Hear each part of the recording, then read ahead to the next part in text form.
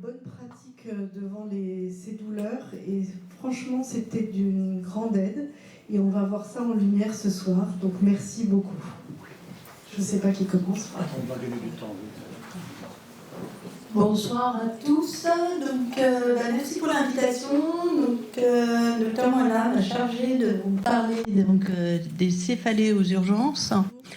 Donc déjà au niveau de l'épidémiologie, vous allez voir que les patients qui se présentent aux urgences, c'est quand même très fréquent. Donc c'est là dans des centres d'urgence, mais comme je le dis, ça peut être l'équivalent d'un patient qui appelle son médecin pour être vu rapidement parce qu'il souffre d'une céphalée. Et un chiffre que je vais vous demander un petit peu de retenir, c'est que finalement, parmi ces patients, il n'y en a que 18% qui ont des céphalées secondaires. Donc ça, c'est quand même quelque chose de rassurant. Parce que finalement, le patient, pourquoi il va consulter, être vu aux urgences ? Soit parce qu'il a une céphalée de forte intensité, il cherche à être soulagé, il a pris peut-être déjà des antalgiques sans succès, soit il a une céphalée qu'on dit inhabituelle. Donc, dans les céphalées de forte intensité, par exemple, ce monsieur qui va se présenter aux urgences, qui arrive très agité, agressif, on lui dit d'attendre, et finalement, il est parti, ou quand on l'appelle, il n'a plus de douleur. C'est un patient qui a une douleur orbitaire droite, qui larmoie, une obstruction nasale, qui va durer 1 heure, qui peut être très intense, qui peut survenir 2 fois par jour, et il vous dit qu'il a déjà eu ça, qui avait duré cette crise de migraine pendant 3 semaines, il y a 1 an. Et bien là, on est face à un patient qui va avoir une algie vasculaire de la face. On a retrouvé tous ces critères. Pourquoi je vous parle de ce cas ? C'est que ces patients, la problématique, c'est que c'est rare, mais il faut savoir les diagnostiquer. C'est extrêmement douloureux. Et surtout, le patient, finalement, eh bien, il a un délai de diagnostic assez long, puisque comme le cas un peu schématique qui a été présenté, il serait parti des urgences parce qu'il ne pouvait pas attendre. Et puis, au bout d'un moment, il se lasse, la période se finit, l'année d'après, ça recommence. Il se dit, c'est pas grave, ça va durer 2 semaines, je connais, et ainsi de suite. Et puis un jour, il a une période qui se prolonge plus longtemps, et puis enfin, on va poser un diagnostic et lui proposer un traitement. L'autre cas de figure, c'est la patiente qui a des céphalées depuis l'adolescence, pour lequel elle va faire de l'automédication. Elle va se traiter, la crise va durer 1 jour, maximum 2, et puis finalement, ça s'aggrave petit à petit. Depuis 6 mois, c'est plus fréquent, le traitement marche moins bien, et elle finit par se présenter aux urgences, parce que là, ça fait 2 jours qu'elle a ses douleurs, elle n'en peut plus, elle vomit, et là, on est typiquement face à une migraine. Donc, ce n'est pas une céphalée secondaire, ça ne justifie pas de faire des explorations. On retrouve tous les critères. Il y a la notion de récurrence, elle a déjà eu 5 crises, ça dure de 4 à 72 heures, elle a les signes associés cette fois avec les nausées, vomissements. Donc ça, c'était pour vous montrer un petit peu ces profils de patients qui peuvent consulter dans le cadre de l'urgence, essentiellement pour être soulagés, mais qui parfois n'ont pas encore de diagnostic posé. Des diagnostics qui, somme toute, sont assez simples à poser quand on connaît bien ces critères, puisque tout repose sur les critères internationaux et qu'il est assez simple de les avoir sur un petit flyer pour s'assurer, faire checker ces critères et pouvoir poser un diagnostic. La céphalée qui nous inquiète urgente, ça va être pour beaucoup des céphalées d'origine vasculaire. Donc bien sûr, la première, c'est l'hémorragie sous-arachnoïdienne. L'hémorragie sous-arachnoïdienne, ça peut représenter que 1 à 5% des céphalées en urgence, mais il ne faut pas passer à côté. Il ne faut pas passer à côté parce que si le patient se présente et qu'on n'a pas posé le diagnostic, on a un risque, en fait, lorsqu'il sort, qu'il fasse une deuxième hémorragie. On sait très bien que dans un second temps, elle est beaucoup plus sévère avec une morbimortalité bien supérieure. Ça représente donc jusqu'à 30% des céphalées brutales. Et là, je vous ai sorti une étude qui avait repris les causes pourquoi les patients n'avaient pas été diagnostiqués. Et on voit que finalement, pour beaucoup, le diagnostic qui avait été posé, c'était un diagnostic de migraine. Or, une céphalée brutale d'une hémorragie sous-arachnoïdienne n'a pas du tout ces critères qu'on vient de voir. Donc à partir du moment où, comme je vous dis, on fait la liste et on s'assure qu'on a bien tous ces critères, on est censé pouvoir dire non, ça c'est une céphalée inhabituelle qui n'a pas les critères de migraine, je dois l'explorer, je dois rechercher, et s'il y a un caractère brutal, on évoque toujours l'hémorragie sous-arachnoïdienne. L'autre raison parfois du non-diagnostic a pu être la difficulté d'accéder à un scanner. Donc il faut savoir être convaincant auprès des radiologues parfois, c'est pas toujours simple, mais en effet, si on n'arrive pas à obtenir l'imagerie, c'est pas simple on peut passer à côté du diagnostic. Donc vous voyez que l'incidence est pas très élevée. Heureusement, on est à 9 cas pour 100 000, avec un pic d'âge entre 45 et 55 ans. Et on a jusqu'à 15% des hémorragies sous-arachnoïdiennes qui sont d'origine non anévrismale, pour la moitié périmésocéphalique, qui sont ces hémorragies qu'on dit bénignes, sans gravité, qui ne sont pas les hémorragies avec inondation ventriculaire, troubles de vigilance. Donc le tableau clinique classique, c'est la céphalée explosive et souvent dans un contexte particulier, notamment un effort physique et notamment l'activité sexuelle.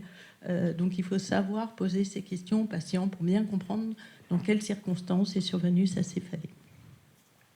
Il y a une règle simple, qui est la règle d'Ottawa, qui nous fait dire que si le patient, il s'agit de patients de plus de 15 ans, mais si ces patients ont présenté une céphalée inhabituelle associée à une douleur raideur nucale ou un âge de plus de 40 ans, une perte de connaissance initiale, une céphalée, comme on a dit lors d'un effort physique, une céphalée en coup de tonnerre. Il faut savoir que la céphalée en coup de tonnerre, c'est une définition.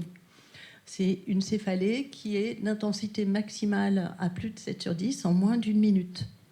Donc si je suis aux urgences céphalées, que vous m'appelez en me disant j'ai un patient qui vient, il a eu une céphalée en coup de tonnerre, normalement, on se comprend, et moi, je comprends que votre patient, il a eu ça. C'est pas la même chose que dire il a eu une céphalée brutale.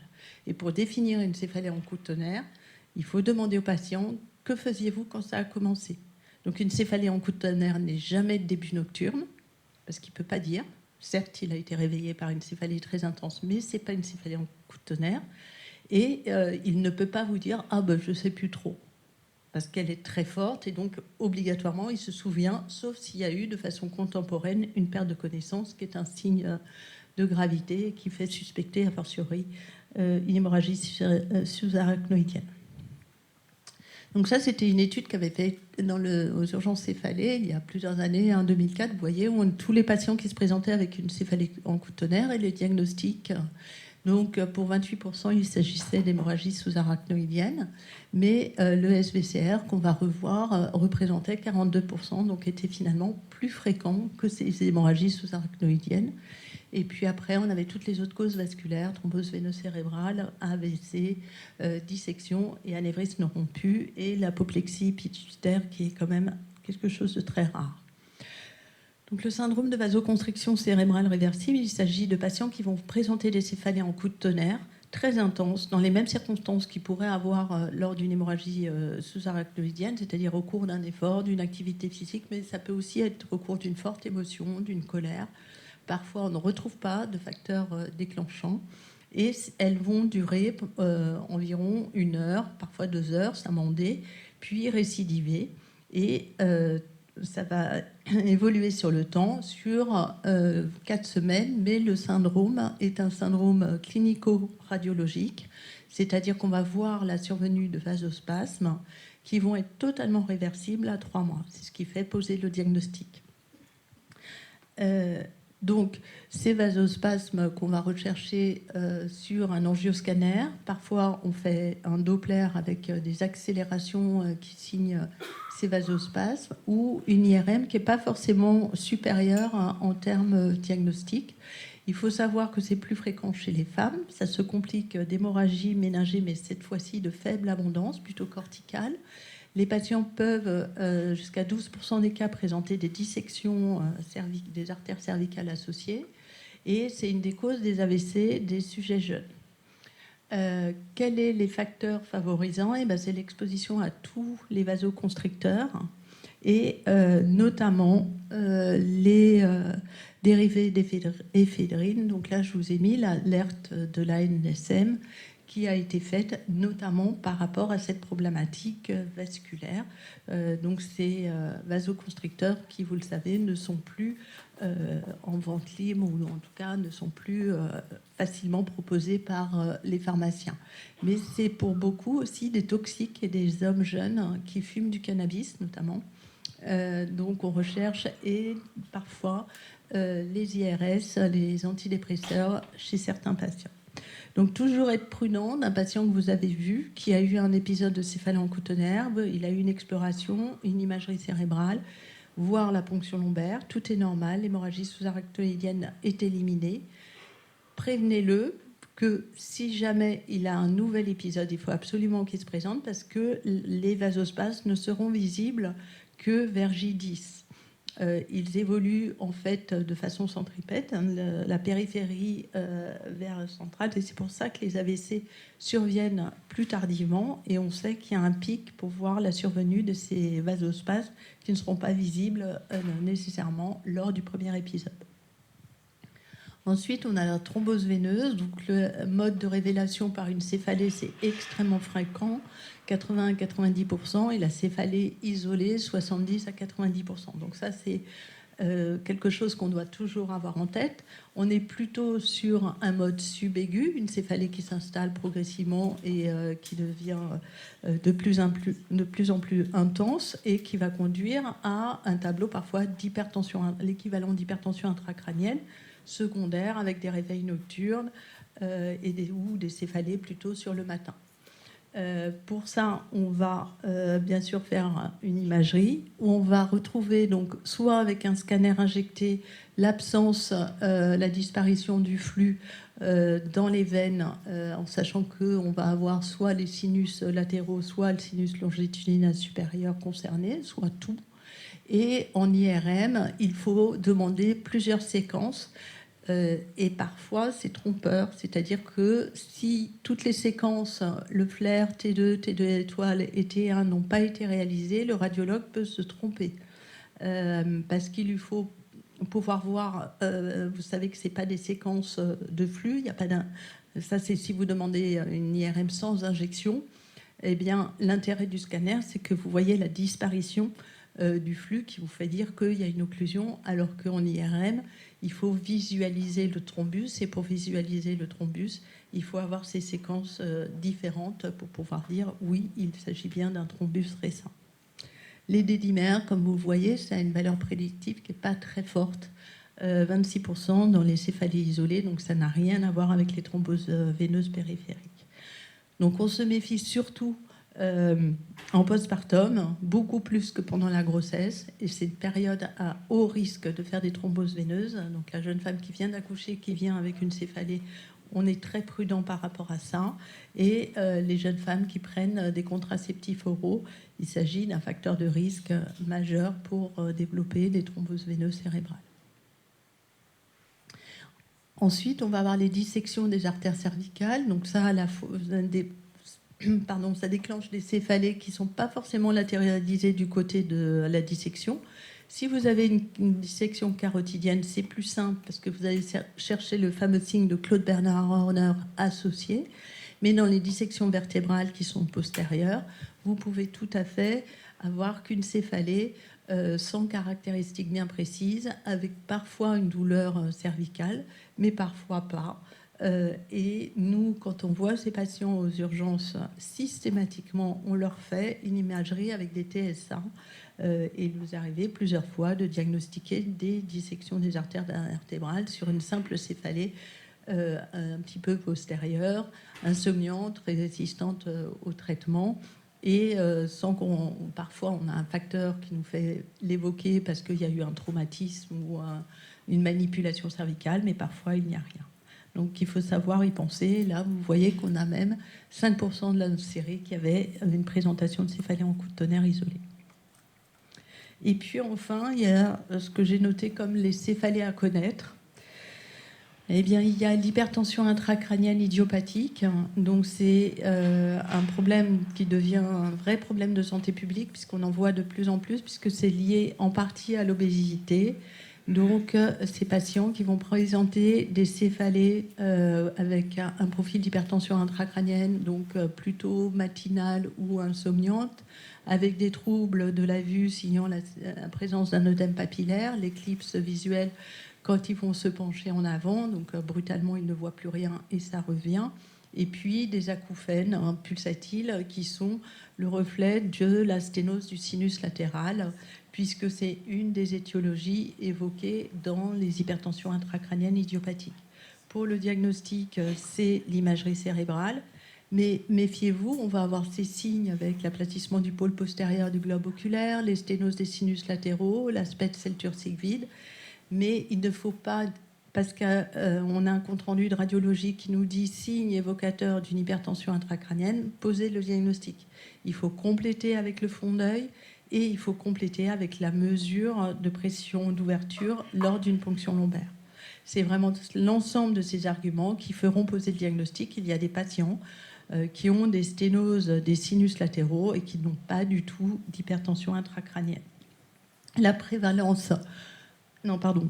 La prévalence, comme vous voyez, elle a tendance à augmenter, c'est-à-dire qu'on est de 5 à 14 pour 100 000, parce que ça dépend des pays où ont été faites ces études. Et comme c'est corrélé, comme je vous disais, au problème d'obésité, il est sûr que c'est un vrai problème de santé publique aux États-Unis. Ça le devient chez nous, on voit de plus en plus de patients, et ça l'est probablement moins dans certains pays asiatiques. Et l'autre céphalée dont je voulais vous parler, c'est l'hypotension intracrânienne spontanée. Donc là, il s'agit en fait de patients qui vont avoir l'équivalent d'un syndrome post-ponction lombaire ou post-brèche durale sans geste. Donc ils vont avoir des céphalées qui surviennent en position debout, qui se calment en position allongée, parfois avec des signes ORL à type d'acouphène, sensation de plénitude d'oreille. Et il y a souvent des retards diagnostiques parce que, en effet, c'est pas toujours évoqué. Et pour poser le diagnostic, il faut une IRM, mais injectée. Et très souvent, on va demander une IRM pour un patient qui souffre de céphalée, mais pas obligatoirement injectée, ou en tout cas, le radiologue ne va pas l'injecter considérant que ce n'est pas nécessaire. Or, pour poser le diagnostic, il nous faut cette IRM, et vous voyez très bien, c'est cette prise de contraste des pachyméninges, en plus d'autres signes qu'on appelle le score de Berne, qui vont nous permettre de poser le diagnostic. Et donc, ce qui peut être fait si vous évoquez le diagnostic, c'est mettre sur votre ordonnance suspicion d'hypotension intracrânienne spontanée, score de Berne, point d'interrogation, et charge au radiologue de savoir ce qu'est le score de Berne et de vous répondre. Mais ça le sensibilisera pour au moins faire l'injection et s'assurer qu'il n'y ait pas ces signes sur l'IRM.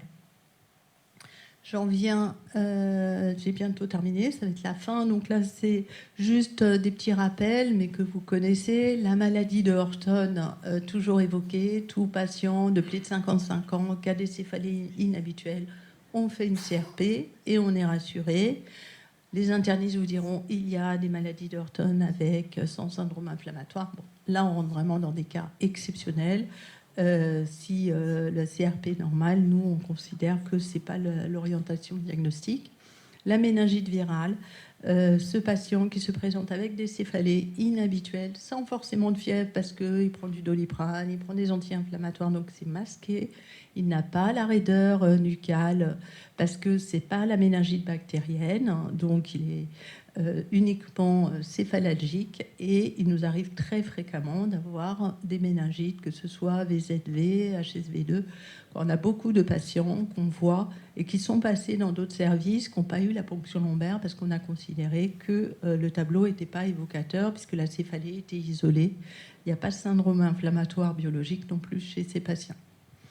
La sinusite sphénoïdale, pensez à regarder, on la voit très bien là, hein, vous voyez le comblement du sinus sphénoïdal, mais c'est vrai que si vous faites un scanner pour un patient qui a mal à la tête, souvent on regarde le cerveau et on ne pense pas forcément à aller regarder les sinus, et ça, c'est une cause de céphalée assez classique, et le patient n'aura pas le tableau de sinusite maxillaire avec une rhinorécale, puisqu'il s'agit d'un sinus postérieur qui ne provoque pas d'écoulement nasal.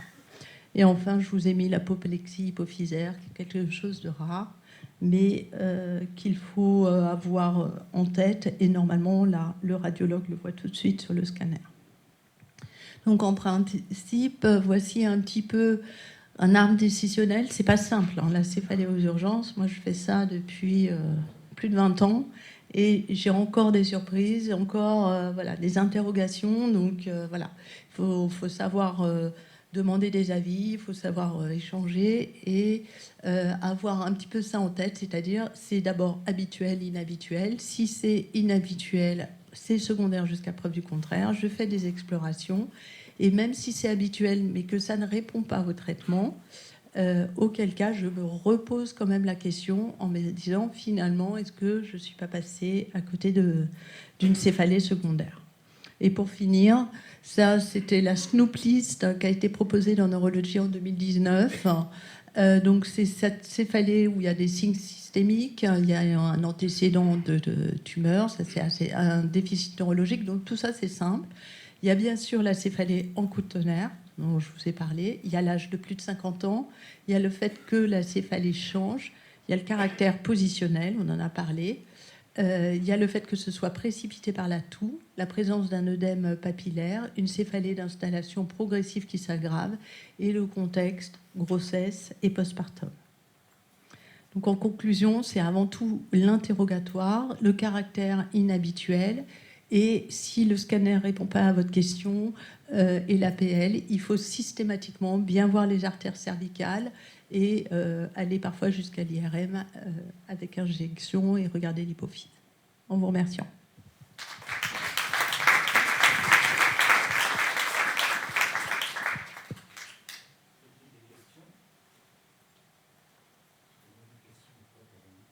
Je crois que je l'ai éteint. Vas-y. Moi, juste aux urgences céphalées, quel est le pourcentage des céphalées secondaires diagnostiquées aux urgences, le pourcentage des céphalées inclassables admises en neuro? Alors, céphalée inclassable admise en neurologie, je dirais qu'on est pas loin de zéro, en fait, parce que les céphalées inclassables, on va les faire revenir systématiquement aux urgences, parce qu'on n'a plus les moyens de... Par contre, les céphalées secondaires, on est aux alentours de 25-30%. Bien. Bonsoir à toutes et à tous. Donc Gassan m'a demandé de vous parler des nouvelles frontières thérapeutiques de la maladie migraineuse. C'est vrai qu'il y a des nouveautés qui ont transformé la maladie migraineuse, et c'est ça mon sujet, c'est-à-dire quelles sont les différentes molécules, les différentes façons donc de les classer et de les choisir. Donc d'abord, on distingue la migraine épisodique et la migraine chronique. Moi, cette définition m'ennuie toujours un peu, parce que c'est moins de 15 jours par mois pour la migraine épisodique et plus de 15 jours par mois pour la migraine chronique. Alors, ça m'ennuie un peu parce que si c'est 5 jours et épisodique, mais chaque crise dure 2 jours, ça fait quand même un certain nombre de jours dans le mois qui sont totalement inconfortables et pour lesquels il y a peut-être nécessité de prendre un traitement de fond, alors que dans la migraine épisodique, normalement, c'est un traitement de crise et pas forcément de traitement de fond. Alors, quels sont les traitements de crise? Donc les lister, et puis ensuite, eh bien, les choisir, et dans quelles circonstances et dans quelles conditions, et quels sont les éléments du choix. Tout d'abord, il y a les antalgiques, paracétamol et aspirine, et je dois dire qu'il y a un regain de l'aspirine dans les céphalées migraineuses, car c'est une maladie qui existe dans tous les pays du monde, et il y a beaucoup de pays pour lesquels il n'y a pas de triptan, il n'y a pas forcément d'anti-inflammatoire à viser, donc migraine, et tous peuvent être utilisés d'ailleurs, et l'aspirine, eh bien, a un regain d'intérêt dans tous ces pays à faible développement. Les AINS, la Société française des migraines et céphalées a choisi de les classer en fonction de la qualité de la preuve d'efficacité, la force de leur recommandation et l'hyposologie. Et vous voyez qu'ils sont quasiment tous, je ne vais pas le faire, mais les citer les uns après les autres, mais ils ont tous une preuve d'efficacité élevée et une force de recommandation qui est évidemment forte. Donc on peut les choisir. Les triptans, l'arme absolue. Alors l'arme absolue, point d'interrogation. Alors vous avez différentes formes, des comprimés, des sprays, des lyocs, des suppositoires, et il faut essayer donc de déterminer qu'est-ce qui est le plus efficace et comment on fait. Alors, 60 à 70% sont répondeurs à 2 heures. C'est un des critères. Il faut que la céphalée soit diminuée de façon importante ou n'existe plus, c'est peine free à 2 heures. Le soulagement significatif, l'intensité est sévère et elle passe à légère, mais elle existe toujours. Et le pain free, c'est-à-dire plus de douleur du tout, c'est 26 à 38%. Ça concerne effectivement la céphalée, c'est-à-dire le caractère pulsatile, mais aussi les symptômes associés. Et il y a des réponses en fonction des individus qui sont extrêmement larges, mais les essais cliniques sont particulièrement rigoureux. Vous voyez ici, ça, c'est les patients qui sont soulagés en moins de 2 heures, mais elle existe toujours. La céphalée est passée de sévère à légère. Vous voyez qu'il y en a 2 qui se distinguent des autres. Eh bien, c'est à la fois donc l'élitriptan, donc le Relpax et le Maxalt qui se dégagent donc des autres triptans. Pain free à 2 heures, plus de douleur du tout à 2 heures, eh bien c'est le rizatriptan, donc plutôt le Relpax, et encore une fois là aussi le Maxalt, qui sont donc les plus efficaces. Et puis, on peut se poser la question, est-ce qu'il y a des réponses constantes? Oui, il y a une constante des réponses. Il n'y a pas d'effet classe. Si on essaye un triptan et que ça ne marche pas, il n'y a pas de raison pour ne pas en essayer un autre et qui marchera. Ensuite, il y a une différence d'efficacité et de tolérance. Il n'y a pas d'efficacité sur l'aura du triptan, puisque pour faire simple, les artères cérébrales ont un calibre, et puis quand elles sont vasoconstrictées, eh bien c'est l'aura. Quand elles reviennent au calibre normal, c'est la céphalée. Et quand c'est pas la céphalée, c'est le calibre normal. Et si on laisse passer l'aura, on peut utiliser un triptan par la suite, puisque c'est une vasodilatation. Si on prend un triptan au moment de l'aura, on est moins efficace sur la céphalée et on va augmenter l'aura. Donc attendons, laissez passer l'aura pour avoir le caractère pulsatif de la céphalée et prendre à ce moment-là un vasoconstricteur qui est le triptan finalement. Il n'y a pas de différence d'efficacité et de tolérance entre les différents triptans. Il y en a quand même quelques-uns, mais c'est minime. Et puis il y a l'efficacité sur la migraine matinale, cataméniale. C'est reproductible sur 3 crises au moins. Et il n'y a pas d'épuisement avec le temps. C'est ça qui est intéressant. Quand on a un triptan qui marche, on a intérêt à represcrire le triptan de façon régulière. Alors on va essayer sur 3 crises, mais ça je vais le prendre donc après. Je vais vous en parler après. Mais parler plutôt de la récurrence des crises. La crise peut très bien être traitée en moins de 2 heures, le matin, et réapparaître en fin d'après-midi ou le lendemain ou dans la nuit. C'est la récurrence des crises. C'est 20 à 40%, quelle que soit la molécule, et sûrement la molécule qui semble le plus adaptée, c'est l'almogran sur la récurrence, mais il y en a également d'autres. Alors, que faut-il faire? Traitement précoce, inférieur à 1 heure après le début de la céphalée. Ça s'appelle le traitement précoce. Si crise légère, AINS, et ajouter un triptan 1 heure après s'il n'y a pas de soulagement. Si crise modérée à sévère débutée par un triptan, et rajouter un AINS 1 heure après s'il n'y a pas de soulagement. Si crise de migraine avec aura, c'est d'abord l'AINS, et on attend le caractère pulsatile, la céphalée, pour prendre le triptan. Alors, moi je dois dire que j'ai beaucoup de mal quand on demande aux femmes si c'est la maladie de la femme quand même, il y a aussi des hommes bien sûr, mais si c'est légère, sévère, modéré, en fait, le patient ou la patiente a intérêt à prendre le triptan qui marche le mieux d'emblée, et c'est ce qu'elles font d'habitude, sans passer par l'AINS. Et pourtant, c'est bien dommage, parce que l'AINS peut soulager complètement donc, la crise de migraine. Alors, on adopte une stratégie qui, c'est celle que j'ai adoptée pendant 25 ans, c'est vous prenez sur 3 crises un AINS d'emblée, la migraine sans aura, un AINS d'emblée, si ça ne marche pas dans les 2 heures, eh bien vous prenez le triptan. Et vous faites 3 crises. Schématiquement, 2 hypothèses. Les 3 crises, vous avez pris l'AINS et il n'y a pas eu besoin de prendre de triptan. Ça veut dire qu'il n'y a pas besoin de triptan. Deuxième hypothèse, outrancière, je dirais, c'est vous avez pris l'AINS en première ligne et vous êtes obligé à chaque fois de prendre le triptan en deuxième ligne. C'est plus la peine de prendre l'AINS, vous prenez le triptan en première ligne pour les crises qui vont suivre. Alors, il y a de nouveaux produits, les antagonistes des récepteurs du peptide qui sont liés à la calcitonine. Alors, il y a des recommandations, 2021, il y en a un qui est disponible. Alors, c'est un peu compliqué. On dit que c'est un traitement de crise, mais on le prend aussi en traitement de fond 1 fois tous les 2 jours. Il y a des études qui montrent qu'il y a une efficacité sur la récurrence des crises et sur le suivi, enfin tout du moins la récidive des crises douloureuses. Alors c'est un peu compliqué et je dois dire que c'est un médicament qui est cher. Je ne sais pas Caroline et Gassan, mais c'est, je crois, 50 € le comprimé, c'est à peu près ça, je crois. Non, c'est ça? Oui. Alors, ils ont surtout, comme c'est en traitement, oui, ça revient à ça, Ben oui. 64, ça dépend. Alors, quand on a des migraines fréquentes, ça revient cher. Et quand la migraine est chronique, qu'on prend une fois tous les 2 jours, c'est quand même pas donné du tout. Mais on va voir aussi que il y a d'autres traitements qui sont aussi un peu onéreux. Alors d'abord, pour la migraine épisodique, quels sont les traitements de fond? Alors moi, je les propose quand il y a même 5 ou 6 crises par mois, mais qui durent 48 heures. Ça fait 5 fois 48 heures. Ça fait un nombre de jours considérable. Là, ça vaut le coup, dans la migraine épisodique, de prendre un traitement de fond. Qualité de la preuve, vous voyez que amitriptyline, propanolol, métoprolol, kétoprophène, candesartan, voilà, et le topiramate dont je parlerai avec le valproate dans un deuxième temps. Donc les recommandations, la preuve d'efficacité est élevée pour ces produits-là.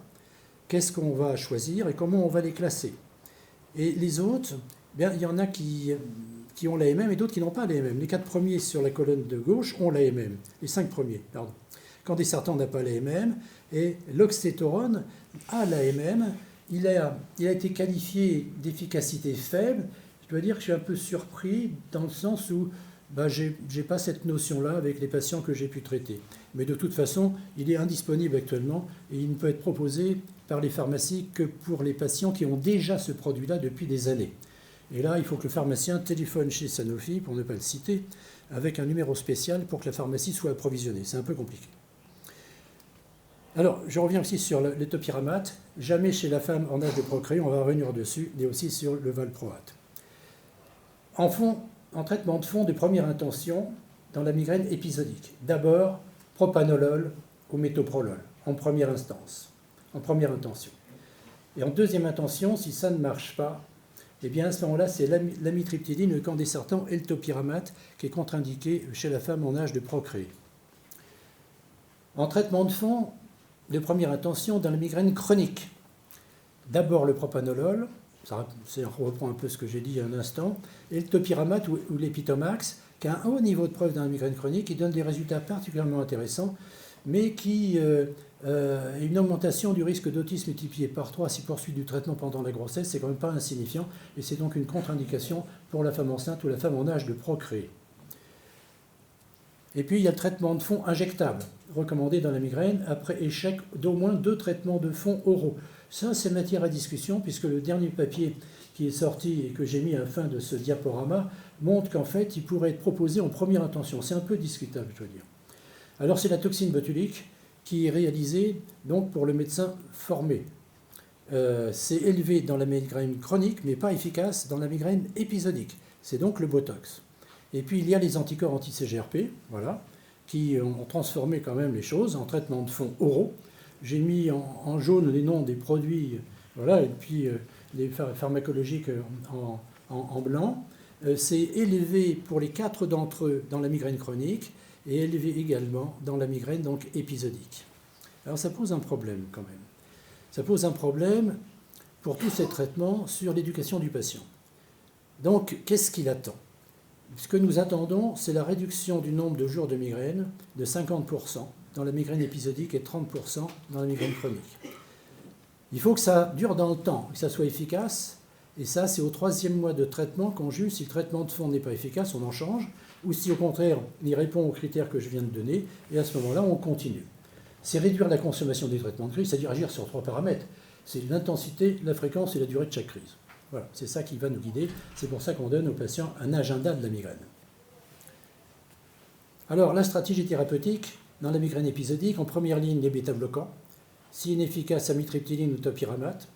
En deuxième ligne, les autres traitements qu'on a vus sur les diapositives précédentes, ça dépend un peu de l'expérience donc, de chacun. Et puis, s'il y a échec à 2 traitements, c'est-à-dire inférieur à 8 jours, eh bien, on prend un autre traitement dans la migraine épisodique, et si c'est supérieur à 8 jours, on fait appel aux anti-CGRP. Alors, dans la migraine chronique, en première ligne, le topiramate, le propanolol et les bêta-bloquants. En deuxième ligne, je viens de le dire, ça résume un peu ce que j'ai dit. Attention, le topiramate est contre-indiqué dans la grossesse. Plus de possibilités depuis 2023 de prescrire par les médecins généralistes le topiramate sans consultation neurologique au préalable, avec un accord annuel de soins chez les femmes en activité génitale. Autrement dit, c'est quand même donc très compliqué. Et voilà le dernier papier qui est sorti récemment, vous voyez que c'est la Société française de migraine et céphalée qui propose, d'ailleurs Caroline, tu es dans les signataires, je crois que oui, c'est ça, voilà, il me semble. Eh bien, et ça c'est une question que j'ai envie de poser, parce que le message important de ce papier, c'est la position de la société française sur l'utilisation des anticorps monoclonaux. En termes d'efficacité et de sécurité, eh bien, on pense, la société migraine-céphalée pense que ces traitements peuvent être proposés en première ligne. Alors, c'est bien, mais il n'y a pas de remboursement par la sécurité sociale.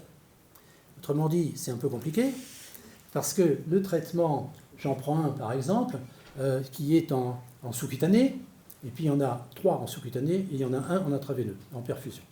Les 3 en sous-cutané, c'est une injection mensuelle, et on fait le point à 3 mois ou à 6 mois. Et l'injection, pour l'un d'entre eux, c'est une dose de charge de 2 injections le même jour, c'est 250 € l'injection. Le deuxième mois, c'est 250 €, donc ça fait 500. Deuxième mois, 250. Troisième mois, 250. Et la question après, c'est qu'est-ce qu'on fait? Si ça marche, est-ce qu'on espace si on attend 3, 4 mois, 6 mois, ou est-ce qu'on continue pendant 3 mois de plus sur 6 mois? Il y a différents papiers qui sont sortis qui ne permettent pas, à mon sens, de trancher dans un sens ou dans l'autre. C'est donc un petit peu compliqué. Et puis il y en a un qui est en intraveineux, et là, ça se fait en hospitalisation de jour, donc il n'y a pas de charge pour le patient, mais c'est tous les 3 mois, et c'est en intraveineux durant 30 minutes à 45 minutes. Donc c'est un problème parce que ça transforme quand même la vie des gens. Et puis Gassan m'a demandé de parler des traitements frontières. Alors traitements frontières, après, c'est un peu en fonction de l'expérience de chacun. Il y a l'activité physique, le sport, l'effet protecteur, l'acupuncture, un bon niveau de preuve, la relaxation, le biofeedback, enfin les TCC, la TENS, je ne comprends pas trop comment on peut faire et pourquoi, parce que c'est un peu compliqué. Et puis il y a le bandeau réfrigérant. Je veux dire que je n'ai pas honte de le proposer à certains patients qui me disent quand j'ai mal à la tête, je mets du froid et ça m'aide. Je leur dis allez sur Amazon et achetez le bandeau réfrigérant parce que ce n'est pas remboursé, je ne peux pas vous faire une prescription des bandeaux réfrigérants. Et puis il y a le procédé céphalie qui m'a toujours un peu étonné. Je l'ai vu à l'American Pain Society à Boston, j'ai vu le stand, c'est un peu particulier, je n'ai pas compris le mécanisme, je dois dire, mais les résultats montrent qu'il y a un effet supérieur au placebo. C'est un petit dispositif qu'on met sur le front qui envoie des ondes magnétiques qui stimuleraient l'axe trigémino-vasculaire. C'est un peu donc compliqué comme explication. Et ça entraîne pour certains patients des améliorations de qualité. Donc je l'ai mis pour être exhaustif. J'en ai proposé chez certains patients. Je dois dire que je n'ai pas eu de très bons résultats. En plus, ça n'a rien de péjoratif. C'est une société belge qui les commercialise. C'est aussi sur Amazon ou sur Internet et c'est 50 € la location pour un mois. Voilà. Donc voilà un peu ce que Gassan m'a demandé donc de traiter et je suis accessible à toutes les questions, y compris à poser des questions à Caroline sur l'indication des anticorps monoclonaux et des GEPAN et des DIDAN. Merci.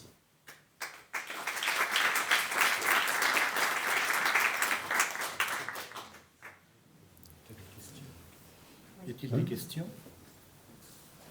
Oui. Justement sur les anticorps monoclonaux, quelle est l'indication? À partir de quand vous les proposez? Et surtout, qu'est-ce que vous en attendez? Parce que vous disiez réduction de 50% pour la migraine épisodique, etc. Est-ce que c'est la même chose? Et est-ce qu'on continue les traitements, enfin, si jamais on a un patient qui est en est-ce qu'on continue les traitements de crise, etc., ou tout ça, ça se modifie? Ce sont vraiment donc les bonnes questions. Les indications, c'est quand 2 traitements de fond par voie orale ont été proposés et n'apportent pas le succès espéré. À ce moment-là, on peut proposer un anticorps monoclonal. Alors après, tout dépend. Il y a des gens qui me disent, moi, quel que soit le coût, ça m'est égal, c'est un dispositif pré-rempli, je préfère le faire chez moi, je vais à la pharmacie et je prends mon stylo et tous les mois je m'injecte. C'est un peu comme les antidiabétiques qui font maigrir actuellement, c'est à peu près pareil. L'Ozempic, c'est un stylo, on ne sent pas les piqûres du tout. Je l'ai essayé, on ne sent pas du tout les piqûres.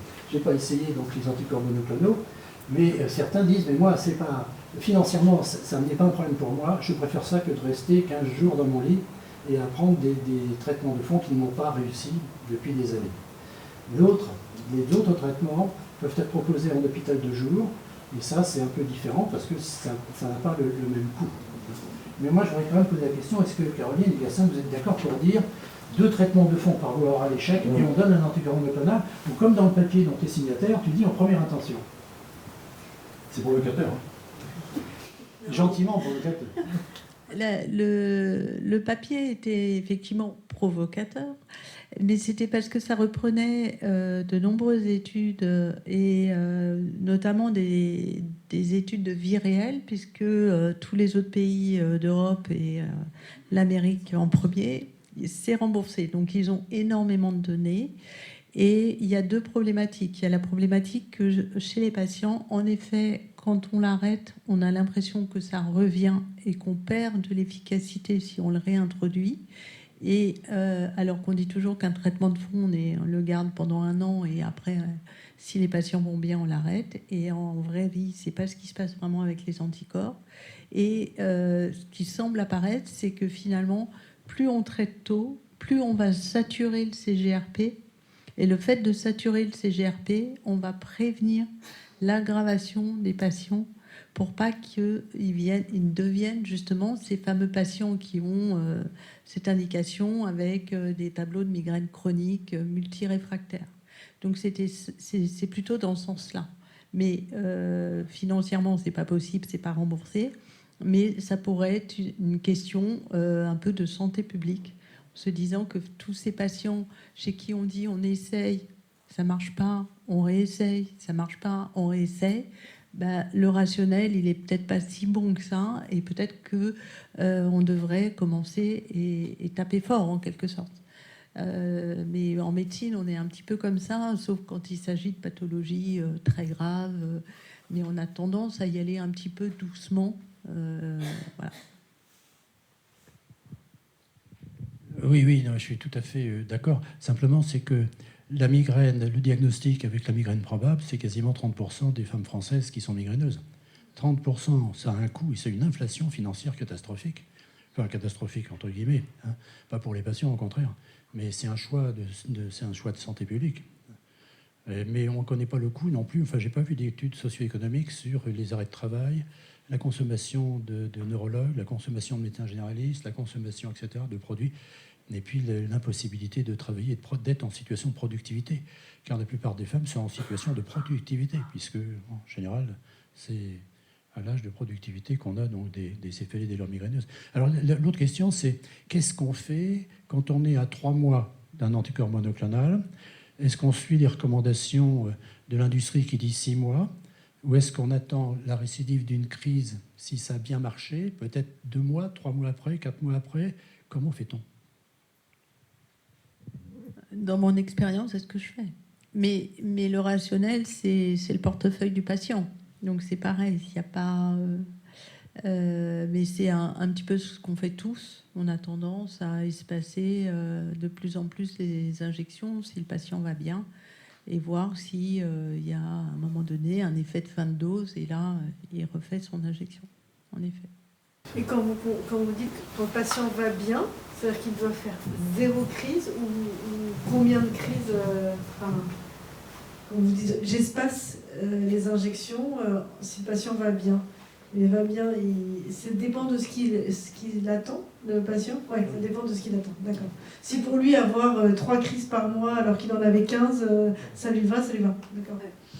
Si c'est une migraine chronique qui devient épisodique et qui, avec un triptan, est soulagée en moins de 2 heures, 3 fois par mois, alors on a fait baisser la fréquence des crises. Hein. Donc à ce moment-là, c'est considéré comme un bon résultat en général. Et les patientes nous disent ça n'a rien à voir avec avant, ça n'a rien à voir du tout. Et maintenant, ça va très bien. Parce que ces patientes-là, elles ressortent, elles ont une vie sociale, etc. Là, on n'annule pas les vacances, ni les repas le soir, ni les anniversaires et tout ça. Ça change la vie quand même. Franchement, c'est vraiment, ça transforme tout. Bon, d'autres questions? Alors, j'ai encore une autre question. Oui. Dans votre expérience de prise en charge des migraines, on va dire, ou migraines chroniques, épisodiques, etc., quel est tout l'apport de ces thérapeutiques, l'acupuncture, la TCC, etc.,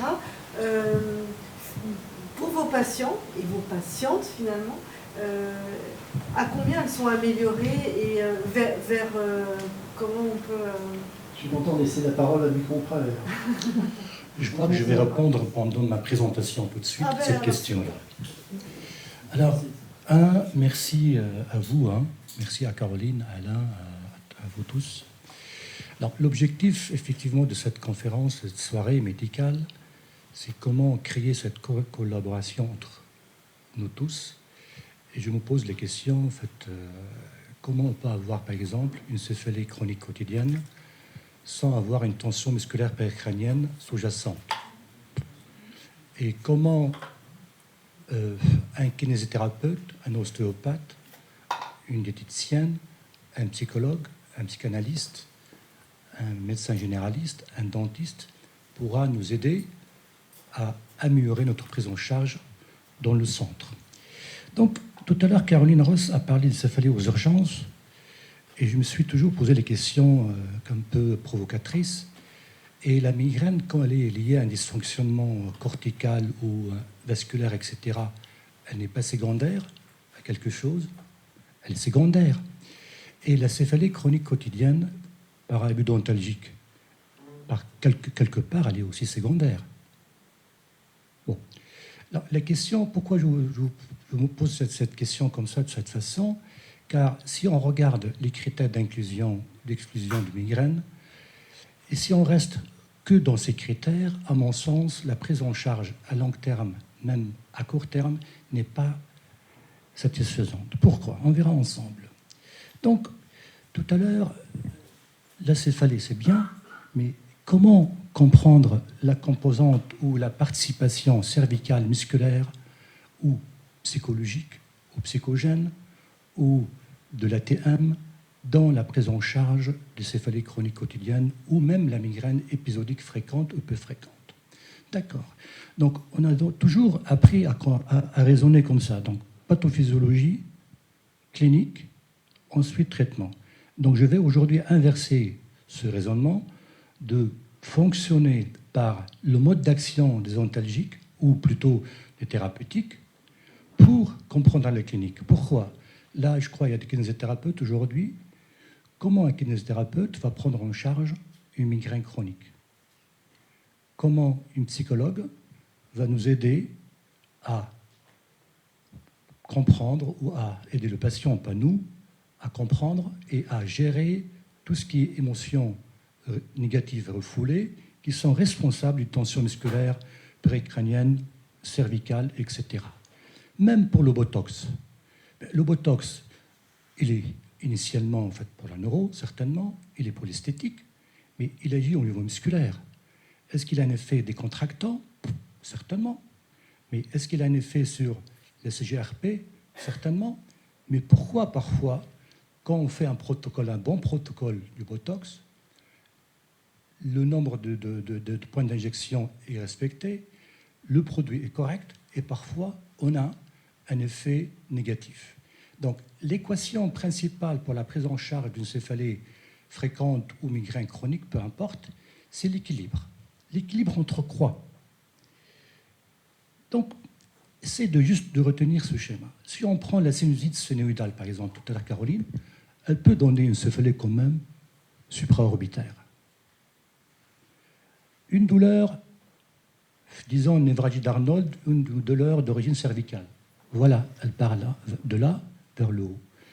Une algie vasculaire de la face, elle est à ce niveau-là. Un problème de l'ATM, elle est à ce niveau-là.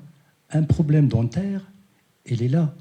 Une névralgie du trijumeau, elle est là et là. Certainement, je ne parle pas de la caractéristique, je parle de la localisation de la douleur. Donc, essayons. La base fondamentale de mon topo aujourd'hui, c'est cette photo-là, ou ce schéma. Existe-t-il des céphalées non neurologiques? Je ne crois pas trop, parce qu'il y a toujours une composante neurologique au niveau de la projection, de la perception de la douleur, au niveau du cortex. Donc la composante ou la participation neurologique ou du système nerveux central est toujours bien impliquée dans les douleurs chroniques, surtout les céphalées chroniques ou les céphalées épisodiques, etc. Donc là, quand on parle de propanolol, Alain, probablement il agit au niveau vasculaire. Quand on parle de l'oxygène pour l'AVF ou même pour la femme enceinte, parfois on le donne, ou pour l'enfant, apparemment, on agit au niveau vasculaire. Pour le topiramate ou l'amygdale ou la venlafaxine, certainement on agit au niveau cortical. Donc, même la nouvelle classification internationale des antalgiques, elle s'appelle actuellement la classification mécanistique sur le mode d'action des antalgiques. Donc, tout ce qui est palier 1, palier 2, palier 3, c'est du passé. Donc, c'est sur le mode d'action. Et ce système trigéminovasculaire, pourquoi il est bien impliqué dans la migraine? Et quel est l'autre système qui est aussi fort, sur lequel on doit se baser tous aujourd'hui pour cette prise en charge?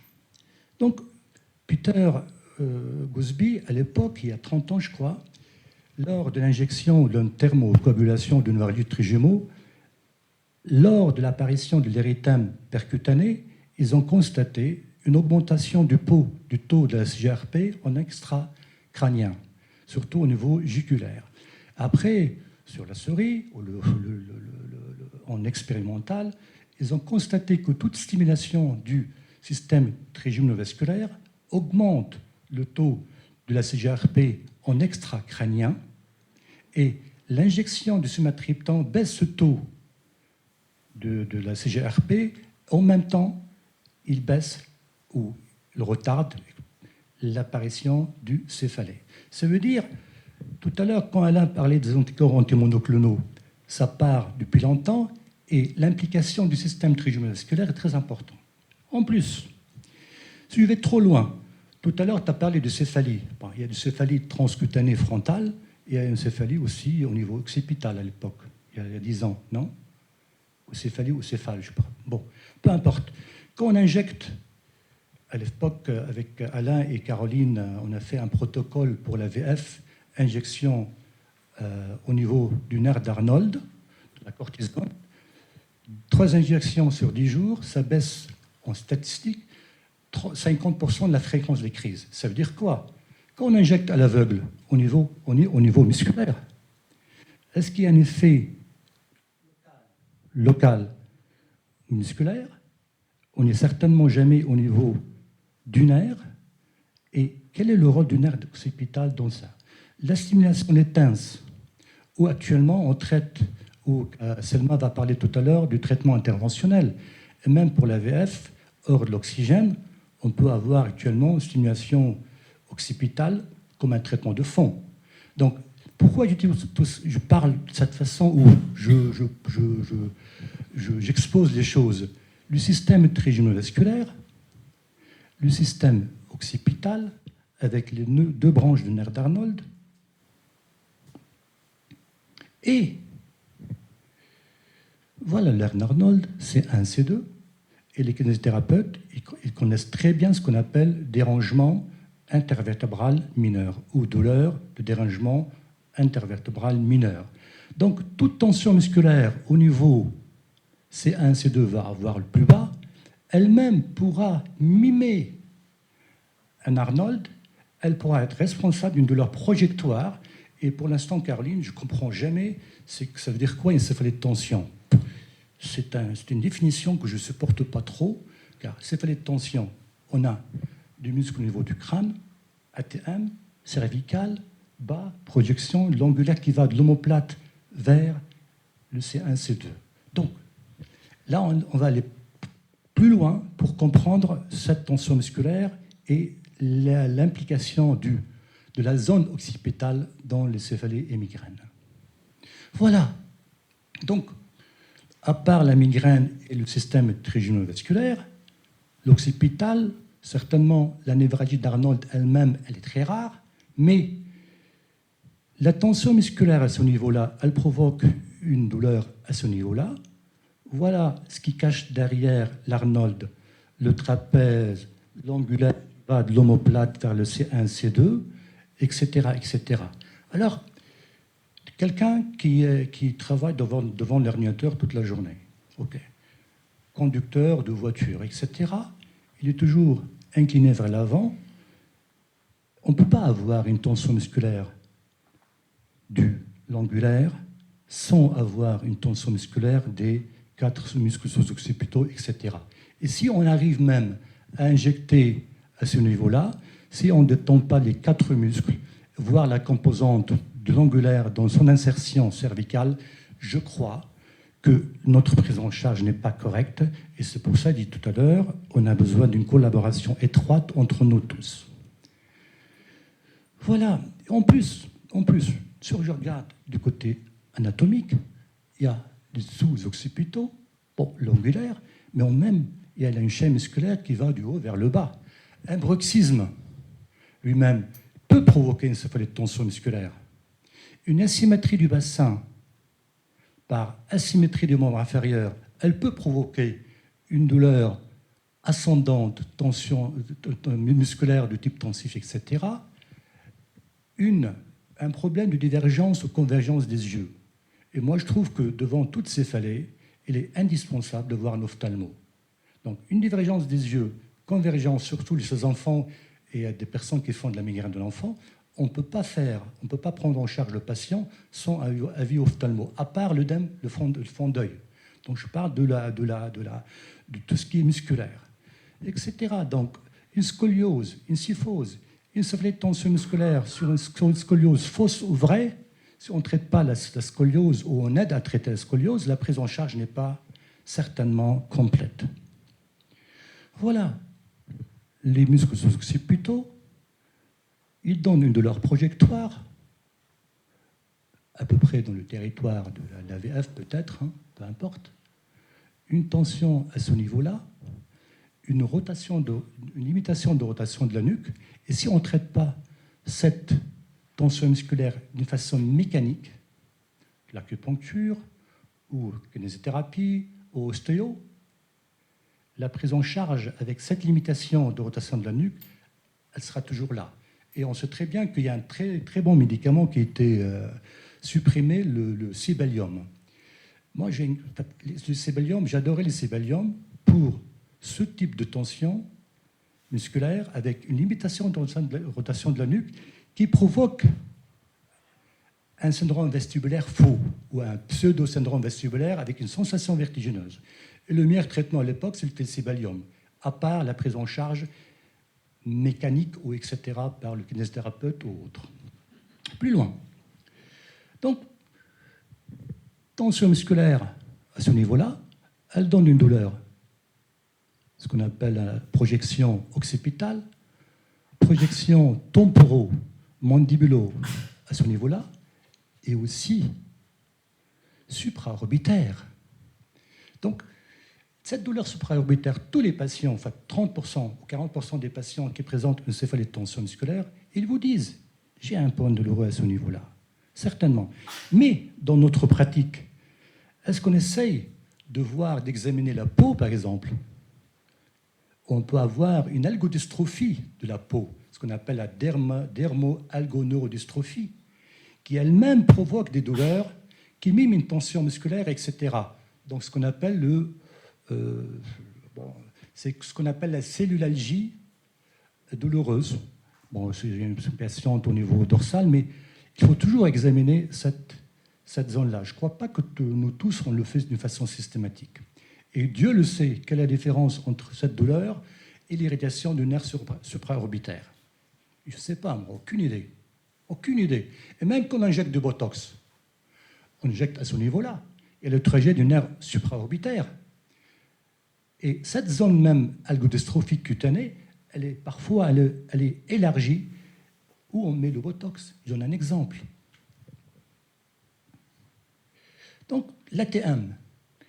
Je reviens sur cette photo. En fait, initialement, cette photo, elle est faite pour le dysfonctionnement de l'articulation temporomandibulaire. Donc, voilà le muscle lié à cette articulation. Et là, on est au niveau C1, C2. C'est une zone très étroite. En plus, si vous regardez, si vous posez les questions à vos patients, il y a plein de patients qui viennent nous voir avec une sensation d'acouphène non pulsatile, bilatérale, et ils vous disent clairement, je sens que mes oreilles sont fermées, avec une tension. Certainement, un bruxisme peut provoquer lui-même une forme de tension au niveau au niveau des oreilles, et toute cette sphère qui elle-même peut mimer une céphalie de tension musculaire. Voilà. Trapèze, tension musculaire, les rhomboïdes, qui miment une névralgie d'Arnold, qui miment, pourquoi pas, un glaucome, par exemple. Cette cellulalgie supraorbitaire de l'ATM, elle descend vers le bas, etc., etc. Donc, si vous avez une tension musculaire au niveau du rhomboïde, le patient présente une migraine chronique, une céphalée chronique, et on ne traite pas cette zone d'une façon correcte, de traitement et des préventions éducatives. Donc, je ne crois pas que la prise en charge sera faite vraiment correctement pour un long terme. Pareil, quand on injecte du Botox, on injecte au niveau du splénius. Voilà la composante musculaire. Donc, il faut voir les choses d'une façon très globale pour aboutir à un protocole. C'est pour ça que je suis très content de ce centre antidouleur que Alain a créé il y a 2-3 ans. Et cette prise en charge multidisciplinaire de A à Z nous permet de prendre en charge le patient d'une façon efficace, correcte. Exemple, si Selma fait une injection, fait une intervention sur le nerf d'Arnold, et si Cécilia, heureusement qu'elle est là, elle ne fait pas l'acupuncture pour les muscles sous-occipitaux. Et exemple, moi je ferai une petite mésothérapie ou botox pour le trapèze, etc., etc. Et notre psychologue ou les psychologues peuvent prendre en charge par des thérapies cognitivo-comportementales, etc., etc.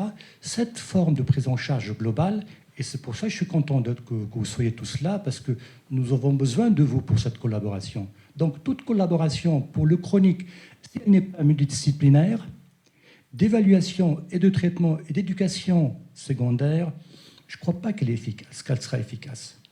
Donc voilà un exemple. Le septum, s'il est fibrotique, s'il est tendu, et moi je ne peux pas faire un diagnostic ou traiter cette tension actionnée-là sans un ostéopathe ou un NPR ou un kinésithérapeute.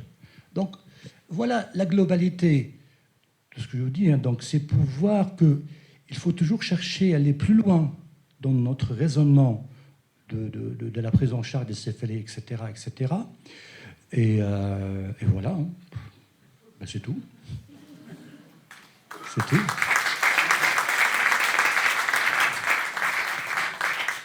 Tu as parlé de traitement de fond et tout à l'heure, Alain, pourquoi tu n'as pas parlé de l'oxygénothérapie? Parfois, on le prend pour les patients, l'oxygène. Parce que parfois, j'ai quelques patients sur la femme enceinte. Et parfois, je ne sais pas si tu as une idée, Caroline, il y a des gens qui font l'oxygène 2 fois par jour pour les céphalées chroniques aussi. Qu'est-ce que tu en penses, Alain? Non, tu as raison, j'ai oublié d'en parler. C'est vrai que je l'utilise, l'oxygène, donc en particulier chez la femme enceinte, mais en particulier pour la vasculaire d'infarct. Alors ça, c'est un traitement qui peut transformer, pas seul, mais c'est quand même très utile. Le problème, c'est qu'il faut bien préciser, avec l'ordonnance qu'on prescrit d'oxygène, c'est de ne pas prendre une grande bouteille, parce que les patients se retrouvent avec une bouteille haute comme ça d'oxygène et une petite bouteille à côté. Il y a certains prestataires qui disent non, on fournit la grosse et la petite bouteille. Je leur dis surtout, prenez la petite, mais pas la grosse, ça ne sert à rien. Puis il y a l'extracteur d'oxygène qui est un meuble qui extrait les 21% d'oxygène de l'air, qui fait du bruit, qui est un meuble qui prend de la place, etc. Donc c'est pas utile, vraiment. La petite bouteille, ça suffit, mais je dis aux patients, vous fumez pas à côté, hein, et puis vous la placez dans un endroit où elle ne peut pas tomber. C'est quoi? C'est que tu veux rajouter quelque chose?